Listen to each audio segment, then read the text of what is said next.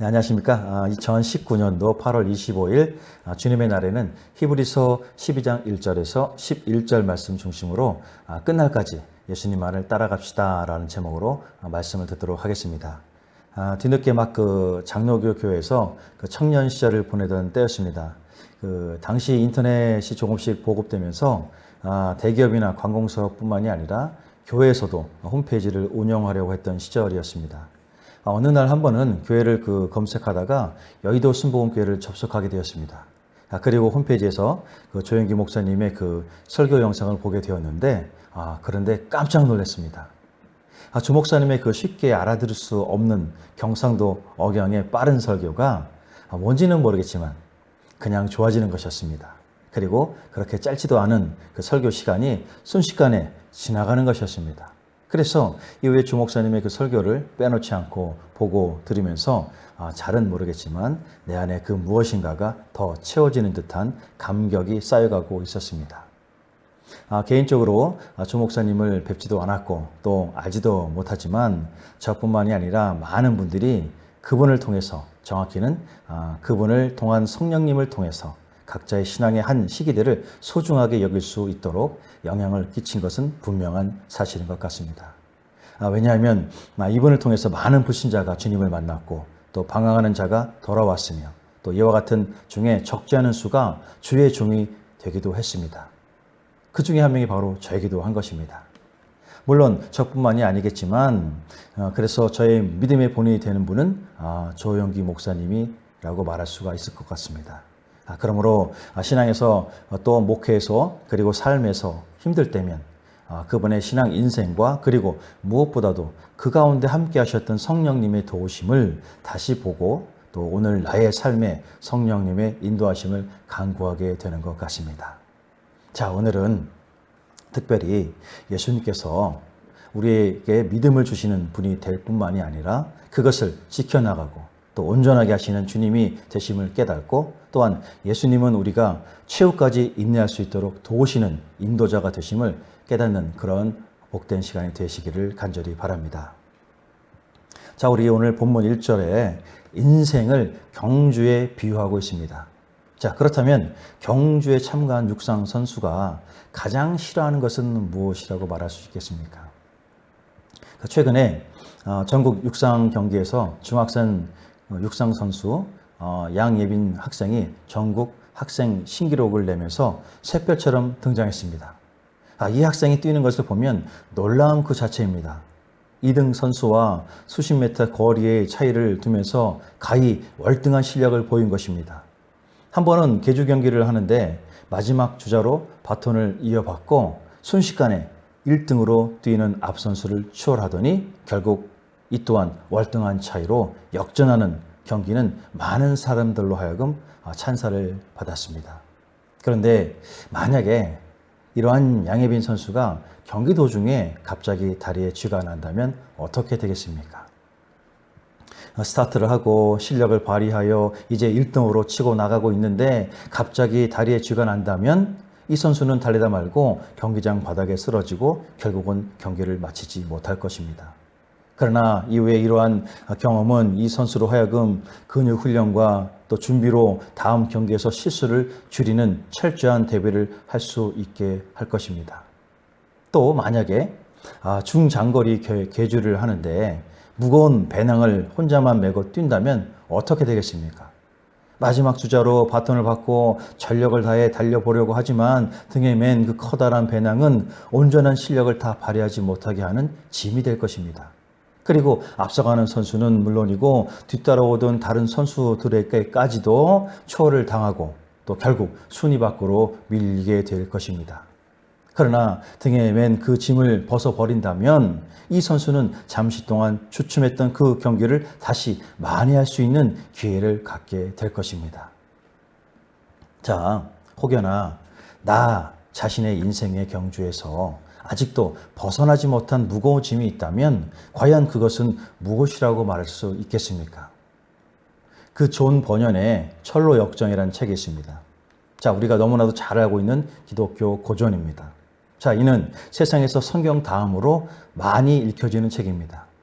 자, 이 철로 역정의 주인공인 순례자 크리스천은 멸망의 도시에서 온갖 고뇌의 무거운 짐을 지고 천성을 찾아가는 가운데 울퉁불퉁한 험난한 길을 걸으면서 좁은 문으로 향합니다. 그의 길은 수많은 위험과 유혹을 겪게 되지만 끝내는 무거운 짐을 벗어버리고 희망의 천성으로 들어가는 그 좁은 문으로 가게 됩니다. 이는 주인공 순례자 크리스천만이 아니라 오늘을 사는 우리에게도 겪게 되고 만나게 되는 삶의 현장이 된다는 것을 부인하지는 못할 것입니다. 그런데 멸망의 도시에서 고뇌의 무거운 짐을 지고 나온 크리스천은 자신의 이 짐을 해결하지 못하고 있었습니다. 그렇다면 우리는 어떻게 했습니까? 어떤 사람은 걱정을 하는 것이 자신과 또 상대방을 위한 것이라고 당연한 도리라고 생각하기도 합니다. 어떻게 보면 이러한 것은 고마운 일인 것 같기도 하고 또 감사한 것 같기도 한데, 하지만 이는 성경이 말하는 것과는 다르게 믿음 없는 일이 될 수도 있다는 겁니다. 자, 마태복음 6장 34절은 말씀합니다. 그러므로 내일 일을 위하여 염려하지 말라. 내일 일은 내일에 염려할 것이요 한 날의 괴로움은 그날에 족하느니라고 하십니다. 자, 그러므로 염려와 걱정은 이방인이 구하는 것이기에 우리 그리스도인들은 우리 주 되시는 주님 안에서 이 모든 것이 이미나 해결되었음을 말씀하고 계시는 것입니다. 그러면 순례자 크리스천은 어떻게 자기의 짐을 벗어버리는 것입니까? 자, 그는 험난한 길을 지나서 좁은 문을 향해 갈 때 비로소 그 짐은 벗어지게 되었습니다. 시편 55편 22절은 말씀합니다. 내 짐을 여호와께 맡기라. 그가 너를 붙드시고 의인의 요동함을 영원히 허락하지 아니하시리로다 라고 말씀합니다. 자, 그러므로 자신의 짐을 주님께 맡김으로 그 짐으로부터 온전히 벗겨지게 되고 진정 주님께 한 걸음도 나갈 수가 있게 되는 것입니다. 그런데 우리는 어쩌면 아직까지도 내 짐을 벗어 던지지 못한 채 살아가고 있지는 않습니까? 진정 이 짐은 무겁고 고단합니다. 이 짐은 나의 발걸음을 더디게 합니다. 이 짐은 나를 좌절로 몰고 갑니다. 그렇다면 어떻게 해야 할 것입니까? 본문 1절은 모든 무거운 것과 얽매기 쉬운 짐을 벗어버리고 인내로서 우리 앞에 당한 경주를 하라고 말씀하고 있습니다. 자, 순례자 크리스천은 곱고 평탄하고 넓은 곳이 아니라 울퉁불퉁한 험난한 길 가운데 좁은 문을 통해서 자신의 짐을 벗어버릴 수 있는 밝은 빛의 희망을 찾았습니다. 그리고 드디어 그 고뇌의 짐을 던져버릴 수가 있었습니다. 그러므로 우리는 진정 우리를 도우시는 또 인도하시는 빛으로 오신 주님 안에서 나의 모든 염려와 걱정의 짐을 벗어버려야 합니다. 왜냐하면 오늘의 근심은 오늘에 족할 뿐 내일에는 그 필요가 상실되기 때문인 것입니다. 우리의 모든 것을 알고 계시고 모든 것을 채워주시는 주님은 말씀합니다. 내 짐을 여호와께 맡기라. 주님이 너를 붙잡아 주신다고 말입니다. 그러므로 우리는 주님 앞에 나의 전 인생의 삶을 내려놓을 때 진정 나의 짐은 이미나 소멸되고 이로써 맡은 바 경계를 완주하게 되며 그리하여 이 가운데 주시는 깊은 평안과 자유함을 누리게 되는 줄로 믿으시기를 바랍니다. 할렐루야. 자, 오늘 히브리서는 우리에게 인내로서 경주하라고 말씀하고 있습니다. 자, 먼저 인내는 참고 견디는 것을 말합니다. 자, 이것은 굳은 마음을 가지고 뜻한 일을 이루기 위해서 어떠한 고비나 어려움을 참음으로써 잘 견디어내는 것을 말하고 있습니다. 자, 구약에서는 메시아 그리스도 주님을 기대하는 것과 그리고 신약에서는 이 땅에 오신 예수님께서 죄인들을 구원하시고자 십자가에서 죽으시고 3일 만에 부활 승천하신 후에 다시 오실 주님의 재림과 또 훗날의 말세에 있어서 그리스도인들의 고난과 이에 맞서 이겨내야 할 것에 관한 말로서 잘 참음과 잘 견딤의 인내를 말하고 있는 것입니다. 자, 그렇다면 인내할 수 있도록 나 자신을 돕는 것은 무엇이 것입니까? 자, 모든 것이 뜻대로 잘 되는 것, 어쩌면 구약에서 있어서 축복이라고 말할 수 있을 것입니다. 반대로 역경이나 비운, 신약에서는 그리스도인들의 그 신앙 훈련이라는 의미에서 오히려 이것이 축복이라고 또 말할 수 있을 것입니다. 자, 누가복음 8장 15절을 말씀합니다. 좁은 땅에 있다는 것은 착하고 좋은 마음으로 마음을 듣고 지켜 인내로 결실하는 자니라. 또 히브리서 12장 1절은 이렇게 말하고 있습니다. 이러므로 우리에게 구름같이 둘러싼 허다한 증인들이 있으니 모든 무거운 것과 얽매이기 쉬운 죄를 벗어버리고 인내로서 우리 앞에 당한 경주를 하며, 또 베드로후서 1장 6절은 말합니다. 지식의 절제를, 절제의 인내를, 인내의 경건이라는 말씀을 하고 있습니다. 자, 이것은 인내는 은혜로 성장하는 데 필요한 것이다 라는 것을 말씀하고 있는 것입니다. 더하여 이것은 소망을 기대하며 이겨내는 것을 말하고 있는 것입니다. 자, 우리 데살로니가 전서 1장 3절에 너희의 믿음의 역사와 사랑의 수고와 우리 주 예수 그리스도에 대한 소망의 인내를 우리 하나님 아버지 앞에서 끊임없이 기억함이니 라는 말씀처럼 더욱 소망을 가지며, 그리고 야고보서 5장 7절에 형제들아 주께서 강림하시기까지 길이 참으라. 보라, 농부가 땅에서 나는 귀한 열매를 바라고 길이 참아 이른 비와 늦은 비를 기다리나니 라는 말씀처럼 주 예수님의 다시 오실 재림을 기대하고 소망해야 하는 것임을 인내로서 말씀해 주고 있는 것입니다. 자, 그러므로 인내할 수 있도록 나 자신을 돕는 것은 바로 소망을 잃지 않는 믿음이 되는 것입니다. 이것은 우리 그리스도인들이 믿음의 소망으로 살아가는 주님의 자녀들이 되기 때문인 것입니다. 믿으십니까? 자, 많은 사람들은 살아가면서 힘든 문제를 만날 때 이를 잘 이겨내지 못하는 이유가 자신의 믿음이 너무 적어서 그렇다라고 생각을 하고 있다면 과연 그런 것입니까? 믿음이 없는 사람은 없을 겁니다. 그것은 단지 그리스도인이 아니라도 모든 사람은 각자가 믿는 믿음이 다 있다고 생각하기 때문인 것입니다. 어떤 이는 예수님을 믿지 않지만 다른 믿음을 소유하고 있다고 말을 합니다. 자신의 실력을 믿거나 눈에 보이는 것을 믿거나 손에 잡히는 것을 믿거나 생각과 또 비슷한 사상이나 행위를 동조하며 그것을 만들어 믿거나 하면서 적지 않은 믿음을 드러내고 있습니다. 자, 그런데 이러한 믿음은 성경에서 말하는 믿음과는 전혀 다른 것입니다. 성경의 창세기는 한 인물이 등장합니다. 창세기 12장에서 아브라함은 하나님의 말씀을 듣게 됩니다. 12장 1절에 여호와께서 아브라함에게 이르시되 너는 너의 고향과 친척과 아버지의 집을 떠나 내가 네게 보여줄 땅으로 가라고 말씀하고 있습니다. 자, 그리고 약속의 말씀을 더하시고 또 4절에 이에 아브라함이 여호와의 말씀을 따라갔고 롯도 그와 함께 갔으며 아브라함이 하란을 떠날 때에 75세였더라 하면서 하나님께 순종을 합니다. 자, 여기서 아브라함이 여호와의 말씀을 따라갔고 라는 것은 전적으로 하나님을 신뢰하고 믿었다는 사실을 자신의 삶으로 드러내고 있는 것을 보여주고 있는 것입니다. 자, 이러한 아브라함은 하나님의 약속의 말씀을 믿었으며 그리고 자신을 통해서 하나님께서 하시고자 하는 일들을 하실 수 있도록 전적으로 자신의 모든 것을 드리는 믿음마저도 드렸다는 것을 알게 되는 것입니다.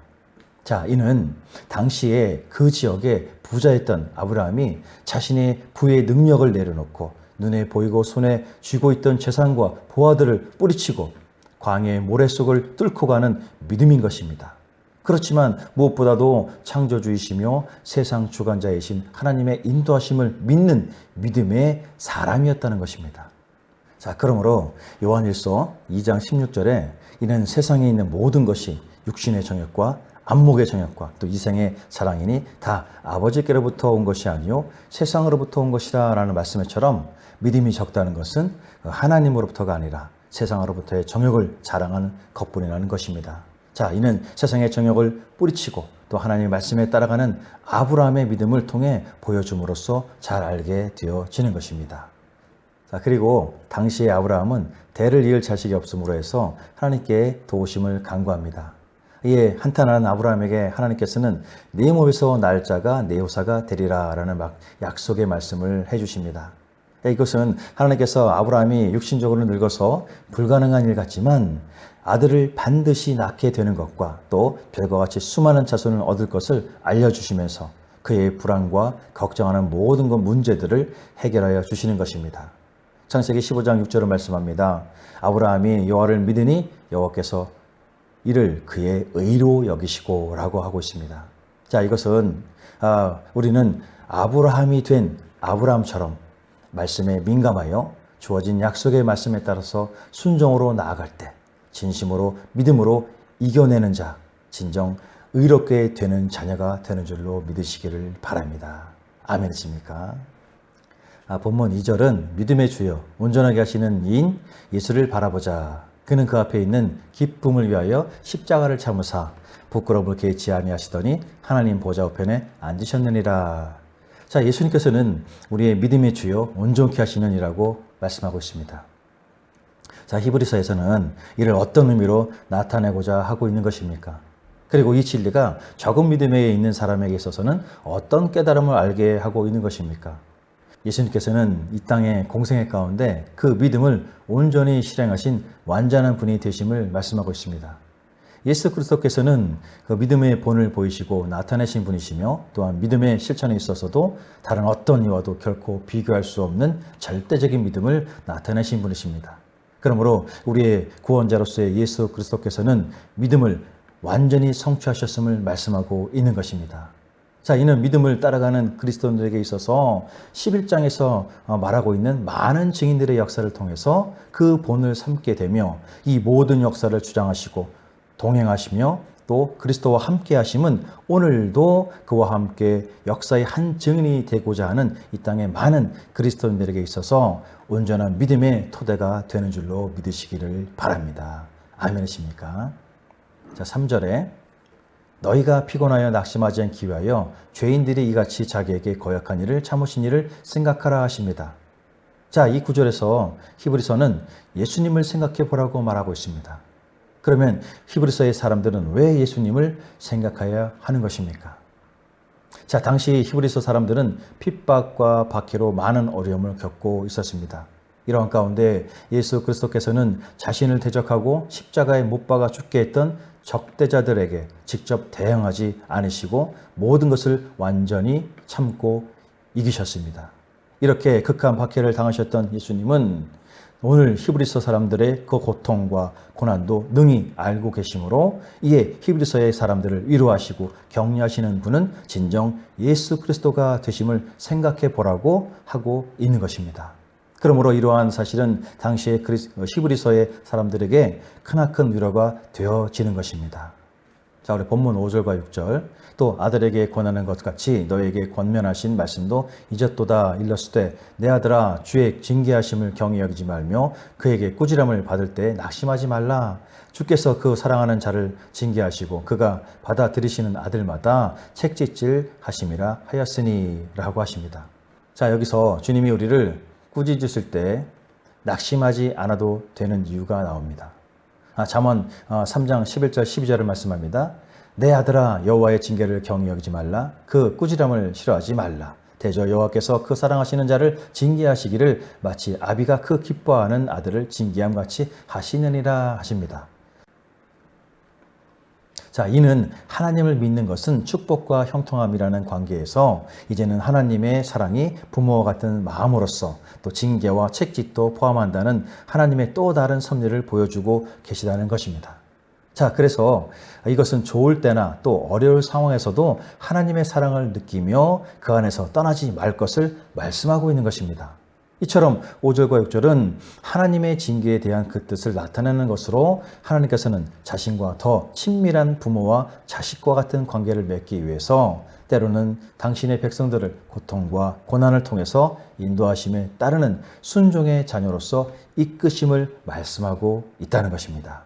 그러므로 일반적으로 생각하는 부정적인 징계와 처벌은 그 안에 사랑이 없는 징계입니다. 그러나 은혜로운 하나님 아버지가 우리를 징계하시는 것은 우리를 사랑하시기에 그 징계는 사랑에서 나오는 것입니다.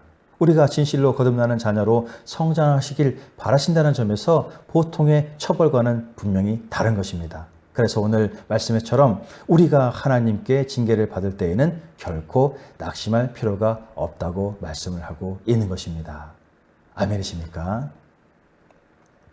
7절에서 10절은 우리에게 고난을 참으라고 말씀하고 있습니다. 이 말씀처럼 나 자신이 고난을 참아야 한다고 생각한다면 과연 왜 그래야 할 것입니까? 먼저 7절은 너희가 참으면 징계를 받은 위함이라. 먼저 7절은 너희가 참으면 징계를 받기 위함이라. 하나님이 아들과 같이 너희를 대우하시나니 어찌 아버지가 징계하지 않는 아들이 있으리요라고 말합니다. 자, 이것을 현대인 성경으로 보면 여러분은 고난을 징계로 알고 견디어 나가십시오. 하나님은 여러분을 아들로 대하십니다. 아버지가 징계하지 않는 아들이 있겠습니까? 라고 말씀하고 있습니다. 자, 여기서 너희가 참으면 징계를 받기 위함이라는 것을 여러분은 고난을 징계로 알고 견디어 나가십시오라고 하고 있습니다. 자, 본절은 아버지로서 징계하는 것이 일반적인 것임을 말하고 있습니다. 이것은 아들이 아버지께 징계를 받는다는 사실로서 부모와 자식의 관계를 말하고 있는 것입니다. 그래서 하나님께서 자기 백성을 고난을 통해 징계를 하신다는 것은 하나님 아버지께서 당신의 백성을 자녀로서 대하신다는 것입니다. 이것은 그리스도인들로서 이 땅에서 겪게 되는 고난과 어려움에 낙심하거나 좌절하는 것이 아니라 이를 통한 하나님의 자녀로서의 증거임을 깨닫게 되므로 겸허히 인생을 살아갈 수가 있게 되는 것입니다. 자, 8절에 징계는 다 받는 것이거늘 너희에게 없으면 사생자요 친아들이 아니니라 말씀하고 있습니다. 여기서 징계는 다 받는 것이거늘 너희에게 없다는 것은 징계가 자녀됨의 증거가 된다는 반증으로서 만약에 그리스도인들에게 하나님의 징계가 없다고 한다면 그는 친아들이 아니며 사생자가 되는 것입니다. 그래서 이것은 이러한 자는 하나님 아버지의 사랑을 받지 못하며 하나님 나라의 상속자가 될 수가 없는 것입니다. 그러나 반대로 그리스도인들이 겪게 되는 고난은 하나님의 자녀로 그리고 사랑받는 상속자로서 천국 백성이 됨을 말하고 있는 것입니다. 또 9절에 또 우리 육신의 아버지가 우리의 징계하여도 공경하거든 하물며 모든 영의 아버지께 더욱 복종하며 살려 하지 않겠느냐라고 말하고 있습니다. 진정 바라볼 수 없는 권위를 소유하신 영적 아버지와 땅의 육신의 아버지를 대조하여 말하고 있습니다. 자녀된 자로서 육신의 아버지보다 더한 그래서 비교할 수 없게 되지만 진실로 영의 아버지신 하나님께서 징계를 하신다면 우리는 당연히 순종해야 한다는 것을 말하고 있는 것입니다. 자, 10절에 그들은 잠시 자기의 뜻대로 우리를 징계하였거니와 오직 하나님은 우리의 유익을 위하여 그의 거룩하심에 참여하게 하시느니라 말씀하고 있습니다. 자기 곧 육신의 아버지의 징계는 완전할 수만은 없지만 완전하신 하나님께서는 자녀의 유익을 위해서 징계의 분명함이 있다는 것을 말하고 있습니다. 그것은 당신의 자녀들이 영적으로 성숙하고 거룩함으로 거듭남으로써 하나님 아버지를 닮아가고 그의 뜻을 이루어가는 삶을 살아갈 수 있도록 하기 위한 것입니다. 이는 진정 완전한 날 예수 그리스도의 다시 오실 그날을 소망하며 기대하며 살아가게 하는 것이 되는 것입니다. 그러므로 하나님의 징계가 우리의 영과 육의 거듭남과 성장을 위한 그분의 사랑임을 진실로 깨달아야 할 것입니다. 그것은 고난과 고통 그리고 징계와 교정의 시간을 통하여서 거룩함과 의로운 삶 가운데 주님 되시는 예수 그리스도를 진실로 증거할 수 있게 되는 것입니다. 자, 오늘 본문은 믿음을 지켜나가는 삶 가운데 그에 따르는 고난에 대해서 과연 무엇을 말하고 있는 것입니까? 본문 11절은 이러한 말씀을 합니다. 무릇 징계가 당신은 즐거워 보이지 않고 슬퍼 보이나 후에 그로 말미암아 연단받는 자들은 의와 평강의 열매를 맺느니라 말씀하고 있습니다. 자, 이것을 현대인 성경으로 보면 징계를 받을 당시에는 그 징계가 달갑지 않고 괴로운 것 같지만 후에 그것으로 단련을 받는 사람들은 의와 평안의 열매를 맺습니다 라고 말씀하고 있습니다. 한마디로 이는 하나님의 징계가 그 당시에는 어려움과 슬픔을 가져다 주겠지만 궁극적으로 놀라운 의와 평강한 열매 곧 종말론적 구원의 결과로서 얻어지는 하나님의 거룩함 안에 거하게 하는 것임을 말하고 있습니다. 그러므로 그리스도인들은 현재 겪게 되는 고난을 고통으로만 인식하게 된다면 그 고난은 단지 괴로운 현실의 짐만 될 것입니다. 그러나 고난을 믿음으로 받아들이고 견디어낸다면 그 고난으로 인해서 결국은 의롭게 됨을 얻게 되는 화평의 열매를 맺게 된다는 것입니다. 왜냐하면 의와 평강은 하나의 열매임을 본 구절은 분명히 밝히고 있기 때문인 것입니다. 그래서 우리는 고난을 당할 때 어떻게 하면 그 고난의 고비를 무사히 넘길 수 있는가 하는 것보다는 진정 하나님의 거룩함에 이를 수 있는 그리스도인으로서 삶에서의 사명을 능히 지켜나가야 하는 연단의 시간임을 인정해야 할 것입니다. 아멘이십니까? 자, 로마서 5장 3절 4절을 말씀합니다. 우리가 환난 중에도 즐거워하나니 이는 환난은 인내를, 인내는 연단을, 연단은 소망을 이루는 줄로 알미로다 말씀하고 있습니다. 자, 이것을 현대인 성경으로 보면 이것뿐만이 아니라 우리가 고난 중에서도 기뻐하는 것은 고난은 인내를, 인내는 연단된 인격을, 연단된 인격은 희망을 갖게 한다는 것을 알기 때문이다 라고 말씀하고 있습니다. 쇠는 용광로에 끓는 물에 들어가고 또 나오면서 그 성질이 더욱 강하고 단단해집니다. 여기서 수백 번, 수천 번의 두들김의 연단을 지날 때 놀라운 강성을 갖게 되고 이는 모든 건축물에 사용되는 뼈대와 골조로 이루는 매우 중요한 재료가 되어집니다. 뿐만 아니라 선박, 비행기, 자동차, 기계 등 우리가 사는 모든 곳에 없어서는 안 되는 매우 중요한 기초적 역할을 하고 있습니다. 그런데 로마서 5장 3절 4절에서는 연단에 대해 말을 합니다. 이 연단은 환난의 인내를 말하면서 환난의 시험, 곧 이 시험을 통한 인내하는 인격을 더하여 말을 하고 있습니다. 그리고 이러한 인내로서 얻어진 인격은 기뻐할 수 있는 소망을 가지게 된다고 말하고 있습니다. 그래서 우리가 우리의 연단은 소망을 받쳐주는 기초적인 재료가 되어진다는 것입니다. 그러므로 진정 하나님의 거룩한 위로는 자신이 마주치게 되는 수많은 연단에서 맺게 되는 열매가 되어짐을 우리가 깨닫게 될 수가 있는 것입니다. 나 자신의 무거운 짐들 무엇이 있습니까? 우리는 그것을 벗어버리고 자유로울 수 있도록 도움의 기도를 해야 할 것입니다. 또한 그 모든 힘든 고난의 환경들을 겪을 때 예수님의 그 고난과 왜 고난을 받으셨는지를 기억하고 진정 생명으로 얻어진 믿음을 지켜나갈 수 있게 해달라고 기도해야 할 것입니다. 믿음은 바라는 것들의 실상이요 보지 못하는 증거라고 하십니다. 그러므로 하나님 아버지를 뵐 수 있게 하시고 우리를 이끌어 주시고 믿음을 강하게 하시며 마지막 끝날까지 온전하게 하시는, 그래서 구주 예수 그리스도를 모실 수 있게 해주신 그것에 대해서 우리는 진실로 감사해야 할 것입니다. 아멘이십니까?